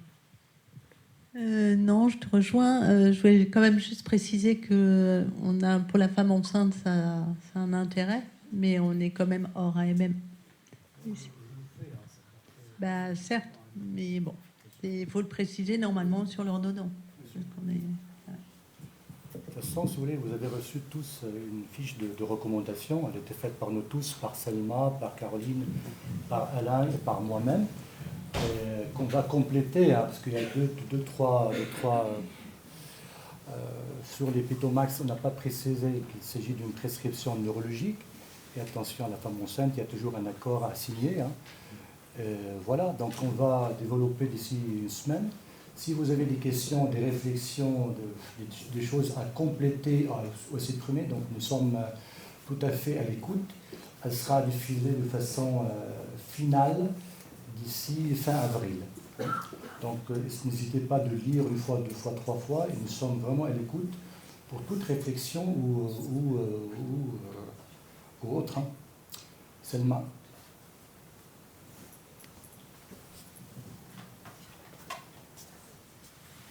Bonsoir à tous. Donc moi je suis Selma El-Ouadani Hamdi, je suis neurochirurgien en fait, au sein de l'équipe. Et donc je vais vous parler, Ghassan m'a demandé de vous parler un petit peu de l'interventionnel. Donc j'ai choisi, je ne vous parle pas de tout l'interventionnel parce que sinon ça aurait été un véritable catalogue. Mais en tout cas j'ai choisi les techniques les plus peut-être les plus intéressantes à l'heure actuelle et celles que l'on utilise le plus. Alors, quand j'ai préparé le topo, j'ai été surprise en allant regarder sur le site de l'OMS que finalement, de découvrir que les céphalées représentaient quand même, touchaient presque la moitié de la population mondiale. En tout cas, les céphalées chroniques, pas que chroniques, mais celles qui ont quand même un retentissement assez important. Donc, j'ai trouvé ça énorme et qu'il s'agissait de la troisième plus commune, on va dire, affection neurochirurgicale. J'ai trouvé ça assez intéressant. Moi, ce qui m'a particulièrement étonnée, c'est de voir finalement que quand on regarde un petit peu tous ces continents, il y a très peu de zones où il n'y a pas où il y a une prévalence ou une incidence qui est très faible en termes de céphalées. Je ne m'attendais pas du tout à trouver ce type de choses. Là-dessus, je vais passer parce qu'on a vu un petit peu, dans les céphalées, sur la classification qui a été effectuée en 2018. Donc, il y a des céphalées primaires, secondaires, et puis ont été distinguées également les neuropathies crâniennes douloureuses, par exemple la névralgie du trijumeau, ou les douleurs de type neuropathique, entre autres du trijumeau. Je vais passer assez rapidement parce qu'on l'a déjà vu. Les céphalées peuvent également être aiguës ou chroniques, et ce qui va nous intéresser dans le topo, ça va principalement être les céphalées chroniques et les céphalées qui intéressent le nerf trijumeau, donc la troisième partie des céphalées. Ces céphalées sont particulièrement invalidantes, ce qui justifie, pour certaines d'entre elles, on va le revoir quand il y a un échec de la prise en charge pluridisciplinaire qui est à mettre en place dans ces céphalées particulièrement invalidantes, la thérapeutique chirurgicale, qui bien sûr s'inclut, comme on va le revoir, dans une prise en charge pluridisciplinaire. Alors, cette prise en charge pluridisciplinaire, elle va être faite de différentes choses. On va agir à la fois sur la composante discriminative de la douleur, que ce soit par les médicaments, par la chirurgie, par des traitements locaux, par les infiltrations, par la neuromodulation également, externe par exemple, ou bien on va agir également sur la composante cognitive, comportementale et émotionnelle par des thérapies comme l'hypnose, l'acupuncture, la musicothérapie ou l'art-thérapie ou encore bien sûr la psychothérapie et et bien sûr l'éducation du patient, mais un dernier né qui est aussi le coaching de santé qui se rapproche de l'éducation du patient, qui est entre l'éducation du patient et tout ce qui est thérapie cognitivo-comportementale et qui est assez prometteur, en tout cas dans les dernières publications. Alors, comme je vous disais, quand et pourquoi consulter un neurochirurgien ? Alors, un neurochirurgien, ou ça peut être aussi un anesthésiste, hein, je parle de neurochirurgien parce que moi je suis neurochirurgien, mais beaucoup d'anesthésistes aussi font des thérapies interventionnelles. C'est principalement quand il y a un échec de ces thérapeutiques dont je viens de vous parler, et quand on va avoir besoin de changer un peu de perspective parce que rien ne marche. En gros, quand on est dans une impasse, c'est là où la chirurgie intervient. C'est un petit peu ça. Alors, je vous ai fait un petit historique sur la neurochirurgie de la douleur. Alors, pas que des céphalées, bien sûr, mais sur toute la douleur de façon générale, et en particulier donc, les douleurs neuropathiques qui nous ont principalement intéressés. Et vous voyez que, finalement, cette chirurgie, elle existe depuis l'Antiquité, mais ça, je pense que je ne vous apprends rien de particulier. mais elle a surtout évolué depuis, bien évidemment, d'une chirurgie lésionnelle vers une chirurgie qui est plutôt réversible, qui est ce que l'on appelle la neuromodulation et qui va consister, plutôt que d'interrompre les voies lésionnelles, à modifier finalement ce qui se passe le long du circuit de la nociception, en espérant obtenir justement un résultat qui permettra aux patients de retrouver une certaine qualité de vie avec un soulagement et de reprendre des activités et de nouveau d'aller plutôt vers un cercle vertueux. Alors, la neuromodulation. Mon topo, je vais l'axer beaucoup sur la neuromodulation. Je vous ai parlé de la chirurgie lésionnelle, mais de façon très courte. Mais c'est une chirurgie qu'on ne pratique quasiment plus à l'heure actuelle, sauf dans des cas très très particuliers. La majorité maintenant de la chirurgie de la douleur concerne la neuromodulation, qui consiste finalement à modifier d'une certaine façon le fonctionnement du système nerveux, soit par un agent chimique, soit par un agent électrique. Un agent chimique, ça va être par exemple les thérapies intrathecales, que vous connaissez, qui sont très utilisées, que ce soit dans la spasticité ou dans... Ça, c'est juste un aparté, hein, ou dans le cancer. Et un agent physique, ça sera plutôt, d'un point de vue électrique, ça sera plutôt la stimulation, comme la stimulation médunaire, qui est l'une de celles qui est les plus connues. Mais cette stimulation, on peut l'utiliser aussi bien au niveau du système nerveux périphérique, sur un nerf périphérique, comme le nerf occipital, dont on discutera un petit peu plus longtemps après, ou on peut l'utiliser au niveau du système nerveux central, que ce soit au niveau de la moelle ou au niveau du cerveau.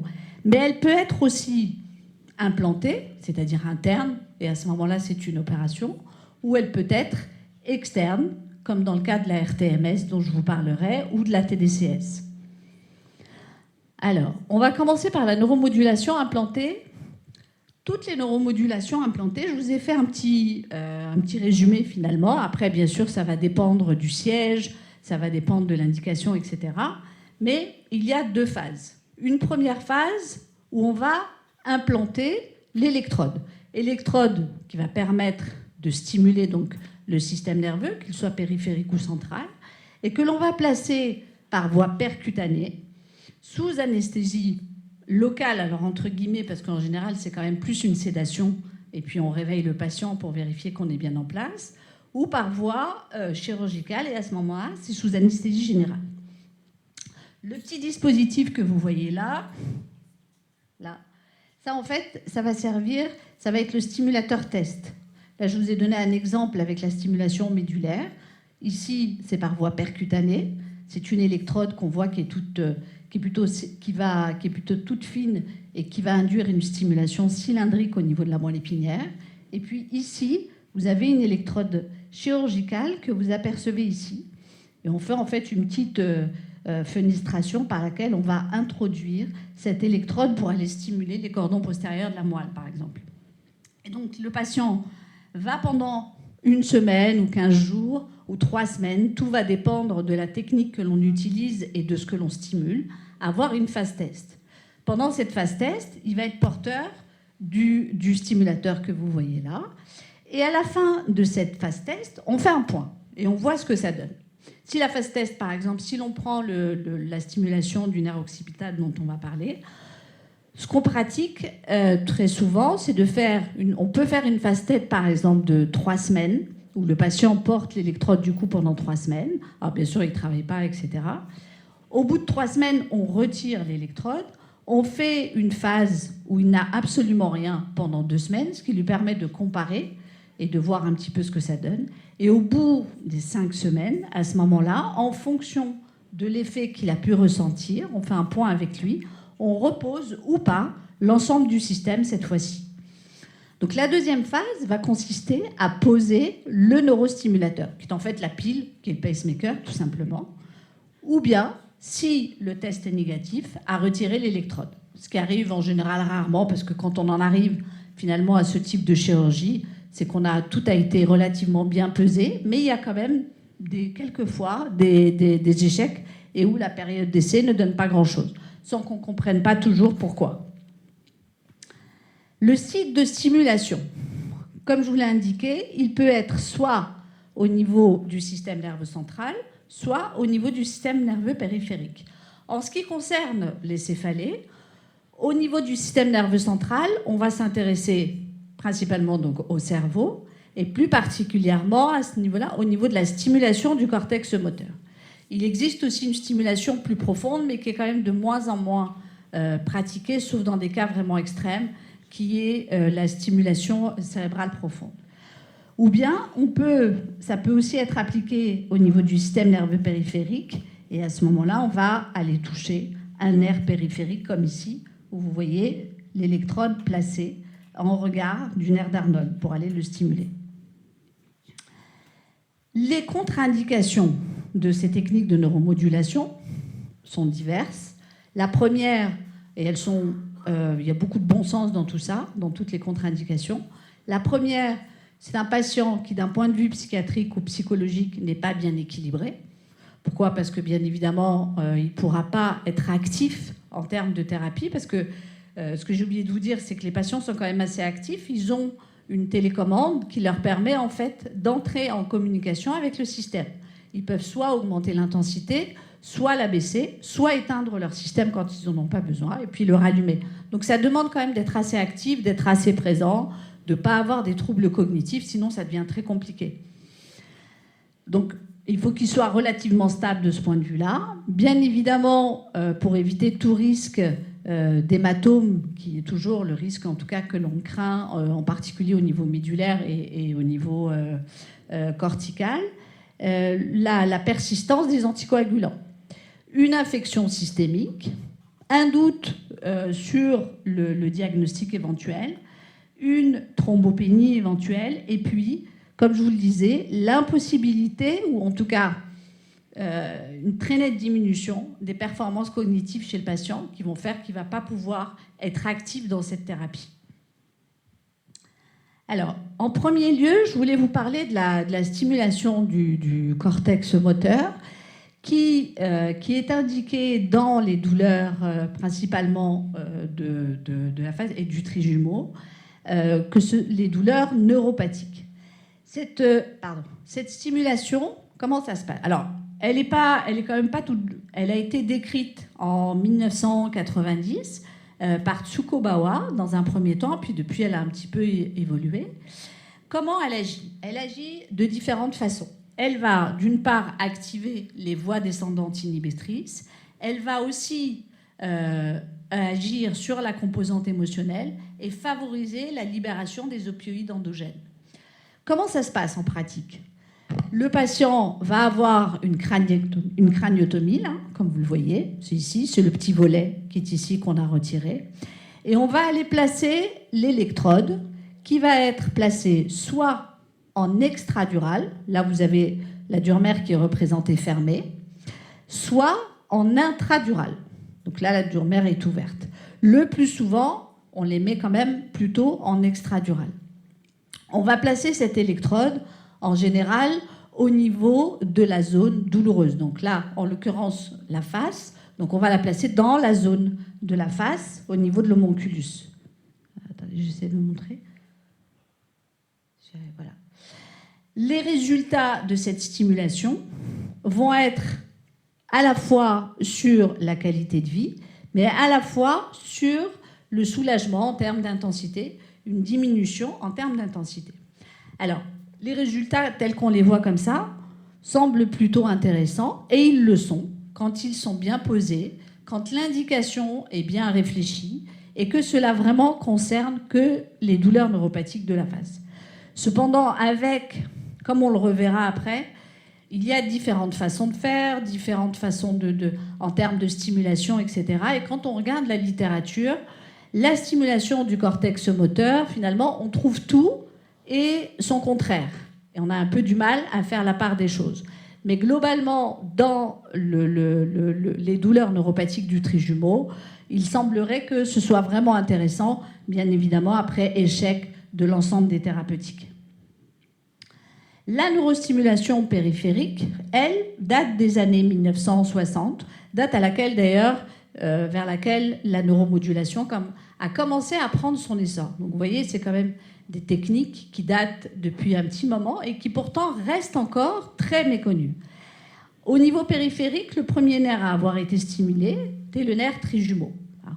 Alors, Pourquoi ? Parce qu'au niveau tout simplement, vous voyez bien que sur cette petite planche que je vous ai mise, vous voyez que finalement, l'avant tout l'avant, le visage est assuré par le trijumeau jusqu'au niveau de la suture coronale, et que après la suture coronale, ça va être le nerf d'Arnold. Nerf d'Arnold qui provient surtout de la deuxième et troisième paire cervicale. Alors, la stimulation du trijumeau a été pratiquée un temps dans les douleurs neuropathiques, mais elle a été presque arrêtée à l'heure actuelle, parce qu'en fait, quand on met des électrodes dans un visage, c'est très mobile. Donc les électrodes, elles migraient, elles bougeaient, les patients n'étaient pas du tout confortables avec l'électrode, donc il y avait quand même pas mal de complications. Celles que l'on utilise encore, c'est surtout celles qui concernent le 5A. Pour le 5.2 et le 5.3, on ne les utilise plus trop. Et on remplace de plus en plus quand même dans les pathologies affectant le nerf trijumeau, par la stimulation du nerf d'Arnold, qu'on va revoir un peu plus en détail, et dont les indications à l'heure actuelle concernent surtout les migraines chroniques, l'atgie vasculaire de la face, les douleurs trigeminales neuropathiques. Il y a des papiers sur les céphalées cervicogéniques, il y a des papiers aussi sur les névralgies d'Arnold. Bon, il y a toute affection finalement du crâne, éventuellement, peut être stimulée par ce biais-là. En tout cas, il y a pas mal de papiers là-dessus, mais il y a 3 grandes quand même, ce sont les 3 premières. Donc la stimulation du nerf d'Arnold, comment elle va agir ? Il va y avoir en fait une dépolarisation du nerf qui va induire une action sur le complexe trigeminal dont on a parlé tout à l'heure, et en particulier une inhibition. Et cela va avoir des conséquences au niveau thalamique, donc au niveau de la transmission, mais va aussi activer les systèmes inhibiteurs descendants, ce qui va avoir pour conséquence un effet antinociceptif au niveau du territoire douloureux. Alors ce résultat, par exemple, si on prend dans l'algie vasculaire de la face, on ne va pas forcément avoir un résultat tout de suite. Dans l'algie vasculaire de la face, tout à l'heure je vous ai parlé de 2 phases et du test. On ne va pas forcément faire un test dans l'algie vasculaire de la face, parce qu'on sait qu'il faut quelquefois vraiment plusieurs semaines pour pouvoir avoir un résultat. Donc, très souvent, on va implanter en bilatéral, et on va implanter le tout, en fait, dès le départ.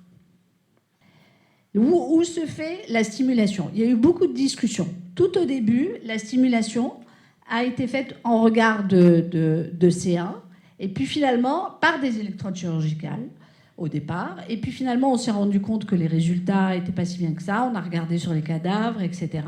Et on a commencé progressivement à remonter plutôt vers la protubérance occipitale externe.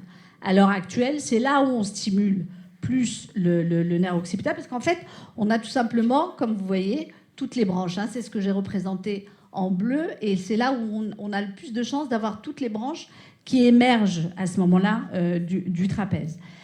C'est une technique, les électrodes se mettent en place par voie percutanée, et elles sont positionnées en fait en sous-cutané au-dessus du fascia du trapèze. C'est très simple à faire. Il n'y a pas de...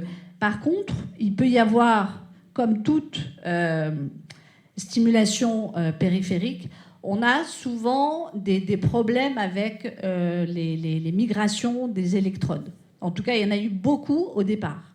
Maintenant, il y a des systèmes qui permettent de maintenir l'électrode correctement, et du coup, il y a beaucoup moins de migration d'électrodes à l'heure actuelle. Les effets, comme vous pouvez voir, sur les céphalées, les patients sont quand même soulagés. Alors, vous voyez, c'est un peu vaste, entre 4 et 67%. Donc, vous voyez un petit peu pourquoi ce grand différentiel. Tout simplement, c'est ce que je vous disais tout à l'heure. Il existe en fait différentes techniques. Certains les continuent de les mettre au niveau de C1, d'autres les mettent plus haut. Chacun va faire des phases tests un peu différentes. Donc, il n'y a pas un consensus vraiment qui soit net à l'heure actuelle. La Société internationale de neuromodulation est en train de faire un petit peu le tri dans tout ça et commence à émettre des recommandations par rapport à la mise en place de la localisation des électrodes, etc. Mais c'est en cours et tout ça n'est pas encore... En tout cas, ce qui est certain, c'est qu'il y a quand même une efficacité claire. Moi, je le vois dans ma pratique, quand l'indication est bien posée et surtout quand la neuromodulation reste incluse dans une prise en charge pluridisciplinaire, qui reste souvent nécessaire, et on obtient à ce moment-là, je trouve, de très bons résultats. Il peut y avoir, alors après, bien sûr, c'est patient dépendant, il y a des patients qui vont avoir des céphalées chroniques qui vont être invalidantes, mais ça va aller avec la neuromodulation. Ils vont pouvoir reprendre, etc. D'autres, il va falloir continuer à les accompagner au niveau psychologique, au niveau en termes d'acupuncture, en termes d'hypnose, etc. pendant un temps, le temps qu'ils reprennent et qu'ils repartent vers un cercle un petit peu plus vertueux. C'est vraiment au cas par cas. Alors, les complications de cette technique sont principalement en lien avec le matériel. Alors, vous voyez que les plus grosses complications qui ont été décrites sont principalement les migrations et les fractures des électrodes. Alors, ça, c'est une revue de la littérature qui date depuis le début de la mise en place. À l'heure actuelle, il y a quand même beaucoup moins dans les dernières revues et dans les derniers articles, il y a quand même beaucoup moins de fractures ou de migration des électrodes du fait des systèmes de maintien qui se sont développés. Alors, je vais passer sur un autre sujet qui n'a rien à voir avec la neuromodulation, mais qui me paraissait être importante et qui fait partie à l'heure actuelle des techniques interventionnelles que l'on peut proposer aux patients. Et je voulais vous parler de la thermocoagulation ou radiofréquence aussi, qu'on appelle aussi radiofréquence par exemple quand on le fait au niveau lombaire ou autre, mais de la thermocoagulation du nerf trijumeau, qui existe depuis un petit moment, qui a été développé dans les années 60 par Sweet. Alors, la névralgie du trijumeau, comme vous le savez, c'est une affection, c'est une douleur qui est particulièrement invalidante ou qui peut conduire les patients à se suicider, qui va affecter du coup l'un des territoires du nerf trijumeau, le plus souvent la deuxième branche ou la troisième branche, qui est à type de décharge électrique, mais c'est vraiment des grosses décharges électriques. Classiquement, elle est décrite comme un coup de tonnerre dans un ciel serein, donc ça vous donne un petit peu l'idée. Ça veut dire qu'entre les crises, il n'y a pas de douleur, en règle générale, sauf dans les névralgies vieillissantes, mais ça c'est à part. Mais quand elles commencent, c'est comme ça qu'elles se... Alors, les patients vont avoir également en fait, des douleurs lorsqu'ils vont manger ou lorsqu'ils se brossent les dents, et ils ont, de façon assez typique, une zone gâchette au niveau du visage, dans le territoire où ils ont mal, qui peut être soit au niveau du menton si c'est le 5-3, soit en général vers la joue ou vers la lèvre supérieure, quand c'est dans le territoire du 5-2. Et ils sont tellement terrorisés que souvent ils peuvent se balader en ayant leurs mains un petit peu comme ça, pour qu'on leur touche surtout pas le visage. D'où ces douleurs sont tellement intenses qu'on en est arrivé du coup à développer des chirurgies. Bon, il y a la thermocoagulation, mais pas que, parce qu'il y a des interventions aussi par abord direct. Et ce que l'on va faire, c'est que l'on va aller créer une lésion nerveuse, thermique, au niveau de ce que l'on appelle le plexus triangulaire, qui est situé juste à l'arrière du ganglion de Gasser. Pourquoi à ce niveau-là ? Parce qu'à ce niveau-là, il y a une somatotopie des fibres, c'est-à-dire qu'on sait exactement ce qu'on fait. Où est le 5-3, où est le 5-2, où est le 5-1. Alors, le premier temps va consister en l'insertion de l'aiguille. On va aller placer l'aiguille au niveau du foramen ovale. Donc, vous voyez, la patiente est en décubitus dorsal. Elle est sédatée, hein, bien sûr, quand on insère l'aiguille. Par contre, par la suite, donc on la met au niveau du plexus triangulaire. Elle est sédatée pendant l'insertion, mais ensuite, pendant le deuxième temps, on va la réveiller. Une fois qu'on a bien mis en place l'aiguille, bien sûr sous radio, et qu'on se trouve au bon endroit. On va la réveiller pour quoi faire ? Pour vérifier le positionnement. C'est-à-dire qu'on va stimuler, et puis on va chercher à savoir où se trouve exactement le fourmillement. Est-ce qu'il est dans le 5-2, dans le 5-3 ? Et en fonction, définir ensuite la thermolésion que l'on va effectuer. Ce qui va induire, en fait, dans la zone où on effectue cette thermocoagulation, une hypoesthésie à la piqûre, que l'on recherche, et on arrêtera l'intervention qu'une fois que l'hypoesthésie est là. Elle va remplacer la douleur. Les résultats pour la thermocoagulation du nerf trijumeau sont relativement bons. Vous voyez qu'on obtient une sédation complète de l'ordre de 97%, avec des complications qui sont plutôt faibles. La mortalité, vous voyez qu'elle reste exceptionnelle, de l'ordre de 1%. Ce qui est le plus ennuyeux, c'est les douleurs neuropathiques qui peuvent se développer à la suite de la névralgie du trijumeau. Et puis les kératites, quand il y a aussi une hypoesthésie cornéenne qui se développe du fait d'une hypoesthésie dans le territoire du 5-1. Alors, le présent et l'avenir, à mon sens. Alors, il y a un point d'interrogation là qui n'apparaît pas, mais je voulais évoquer avec vous la neuromodulation non invasive. Alors là, on n'est pas dans l'interventionnel proprement dit, ce n'est pas une opération, mais ce sont des techniques qui se développent de plus en plus. Et en fait, ce sont quasiment le pendant de ce que je viens de vous dire, mais en termes non invasifs.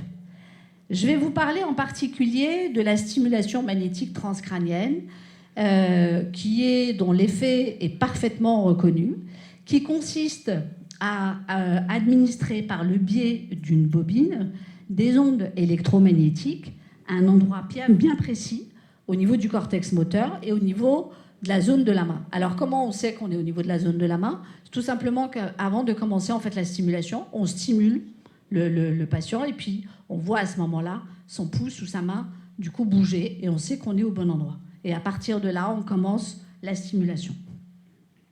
Alors, ce sont des techniques par rapport à la stimulation corticale dont je vous ai parlé. Là, ça va être en train continu et ça va être des séances qui vont être répétées, en fait. Vous allez avoir, il y a un protocole au départ de 10 séances et puis ensuite, on va espacer petit à petit. Ça marche très bien. Ce qui peut être un frein, c'est le côté plutôt contraignant pour le patient. Voilà. Ça dépend si le patient, par contre, habite dans une autre ville ou autre, c'est pas forcément simple à mettre en place.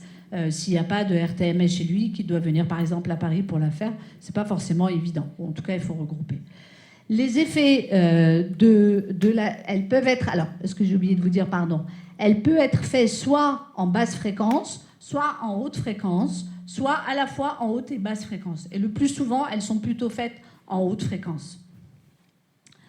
La TDCS, quant à elle, c'est son pendant. C'est la petite sœur, en fait, de la stimulation magnétique transcrânienne, mais à courant continu. Les indications sont exactement les mêmes et elle a montré la même efficacité en ce qui concerne les douleurs de la face. L'autre stimulation qui se développe de plus en plus en externe, c'est la stimulation du nerf vague et qui peut se faire de deux façons possibles. Qui peut se faire soit au niveau cervical, mais ça c'est plus aux États-Unis qu'en France, ou qui peut se faire au niveau de l'oreille. En France, on utilise plus la stimulation auriculaire, dans la zone, vous voyez, qui est représentée là en jaune, et en fait l'électrode se place aux deux endroits. Au niveau de l'oreille gauche, parce que classiquement, on a retrouvé qu'il y avait beaucoup plus de risques cardiovasculaires quand on stimulait à droite. C'est en train d'être revu. Ça avait été mis en évidence sur les expériences animales au départ. Et ça, c'est en train d'être revu. Et il y a même des papiers qui commencent à sortir sur une stimulation bilatérale. Elle est indiquée, la stimulation du nerf vague, dans le cadre des céphalées, dans les céphalées primaires, type migraine, AVF, et les céphalées trigéminales, où elle donne de très bons résultats en phase aiguë, uniquement dans les formes épisodiques, par contre, pour le coup. Par exemple, chez un patient qui a une AVF chronique, la stimulation du nerf vague ne donne pas beaucoup de résultats. Il faut vraiment le prescrire plutôt dans les formes aiguës. Et elle est indiquée à titre préventif. Alors, pour terminer un petit peu ce topo, il m'a paru indispensable de revenir sur cette prise en charge pluridisciplinaire. Pourquoi ? Parce que très souvent, quand on parle de chirurgie, c'est un geste isolé dans son coin. Et puis voilà. Dans le cadre de la douleur et des céphalées, ça me paraît indispensable que ça puisse être dans un cadre pluridisciplinaire. C'est vraiment indispensable. Ça ne peut pas être conçu autrement que dans ce cadre-là pour obtenir de bons résultats. Et c'est pour ça que je vous ai mis un petit peu cette recette qui est fonction finalement du patient, en fonction de la chirurgie, peut-être des médicaments, peut-être de l'hypnose, peut-être du coaching de santé, à voir, chaque patient étant un petit peu particulier. Voilà ce que je voulais vous dire. Et j'espère que vous repartirez, ou en tout cas avec un peu plus de bagages. Et je vous remercie pour votre attention. Voilà.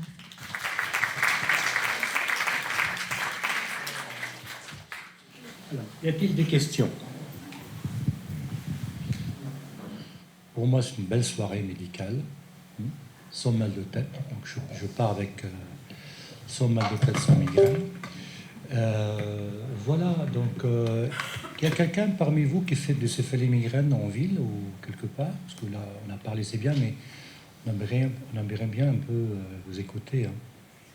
Il y a des kinésithérapeutes ce soir? Vous faites des céphalées migraines un peu? Vous faites quoi en général? Qu'est-ce que vous faites? Qu'est-ce qu'on peut rajouter à notre Bonsoir. Oui, moi je suis en ville. Après, ça dépend vraiment du bilan, de ce qu'on peut trouver en bilan. Est-ce que je retrouve une composante musculaire? Est-ce que je retrouve une composante articulaire? Est-ce que je retrouve une composante de l'ATM? Et ça, vraiment, en fonction du bilan, on traite. Et autant pour les migraines, l'impact est plutôt limité. Autant pour les autres, en termes de résultats, ça fonctionne. Et petit point que je voulais ajouter sur votre topo. Les médecins en ville, très très compliqué de trouver des médecins en ville qui réorientent assez facilement sur la kiné.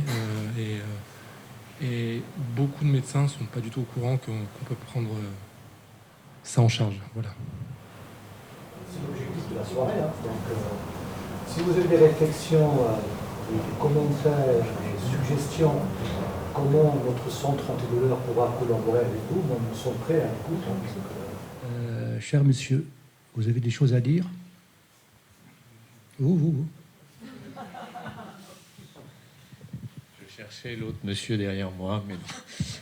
Mais oui, dans la médecine générale, on est parfois un petit peu démuni, donc on tâtonne un petit peu. Et je veux savoir, quand on tâtonne et qu'on veut vous adresser quelqu'un, en côté pratique, il y a un numéro de téléphone, il y a une personne, il y a un service d'urgence. Concrètement, comment je peux adresser et puis voir un petit peu comment ça revient, parce qu'effectivement, on a besoin des kinés, on a besoin des ostéos, on a besoin des acupuncteurs. Et tout ça peut se faire éventuellement avec les contacts que l'on a, qui ne soient pas complètement sclérosés sur le site. Comment ça peut se faire de façon harmonieuse? Façon harmonieuse, je ne sais pas, mais ce pourra se faire. Donc déjà, nous avons une secrétaire qui est là tous les jours. Hein. Il y a l'email de la secrétaire qui est sur le site de la clinique. Hein. Après, entre nous, chacun a son domaine d'expertise, donc on collabore d'une façon très fiable et collégiale entre nous, d'accord, par besoin et par évaluation du patient. Voilà. Oui, ou par courrier, tout simplement. C'est pas ou sur l'adresse mail. Non, je voulais poser une question à Selma sur la stimulation occipitale. Dans ce que tu as montré, la BBO, il y avait 37 à 42% de bons résultats dans la fibromyalgie. Alors, j'ai pas compris. En fait, c'est les céphalées, parce que ça a été... D'accord. C'est les céphalées de la fibromyalgie, dans le cadre de la fibromyalgie. C'est les céphalées que peuvent présenter les patientes qui ont une fibromyalgie. Parce qu'il y a eu un petit peu, finalement, chaque fois ça a été utilisé un petit peu pour chaque type de céphalée, testé en tout cas. Pour conclure, si vous avez besoin d'adresser un patient, ayez le réflexe de notre annuaire Plexus qu'on essaye de mettre à jour le plus. Donc vous y avez accès. Et vous avez tous les numéros de téléphone, tous les contacts directs, plutôt que d'essayer de trouver ça sur le net. Ayez le réflexe Plexus. Et si vous n'arrivez pas à vous connecter ou si vous ne savez pas quoi, Laure Hélène est là pour vous aider.